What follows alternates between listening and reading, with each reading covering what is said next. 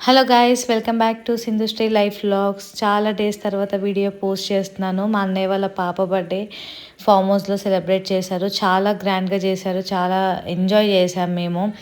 అందరం రిలేటివ్స్ అందరం ఒక దగ్గర గ్యాదర్ అయ్యి నైట్ అక్కడే ఫామ్ హౌస్లో స్పెండ్ చేసాము. నెక్స్ట్ డే స్విమ్మింగ్ పూల్ పిల్లల్ని అందరినీ సేఫ్గా పట్టుకొని వాళ్ళని స్విమ్మింగ్ పూల్లో వాటర్తో చాలా బాగా ఆడుకున్నారు.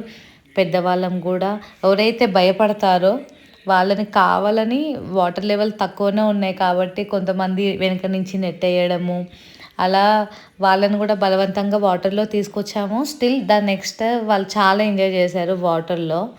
సో మేము మా కజిన్స్మి వాటర్లో వాక్ చేయడము, ఎవరు ఫస్ట్ ఈ ఎడ్జ్ నుంచి ఆ ఎడ్జ్ వెళ్తారనేసి, వాటర్లో ఎంతసేపు బ్రీతింగ్ హోల్డ్ చేస్తారు అన్నట్టుగా అలా చిన్న చిన్న ఆట ఆడాము మేము. కానీ కిడ్స్తో నాకు చాలా బాగా అనిపించింది. మా తీర కూడా స్విమ్మింగ్వి నేను బీటెక్లో ఉన్నప్పుడు స్విమ్మింగ్ నేర్చుకున్నాను ఒక 2 months అలా. సో నాకు స్విమ్మింగ్ టిప్స్ ఎలా ఇనిషియల్గా నేర్చుకోవాలో తెలుసు. అలా మా పాపకి కొంచెం ఎలా నేర్చుకోవాలనేది చెప్పాను. అండ్ మా అక్క వాళ్ళ పాప కూడా చాలా బాగా స్విమ్ చేసింది. తనకు కూడా స్కూల్లో స్విమ్మింగ్ నేర్పించారంట. అతను స్విమ్మింగ్ చేయడం చూసి నేనే షాక్ అయ్యాను.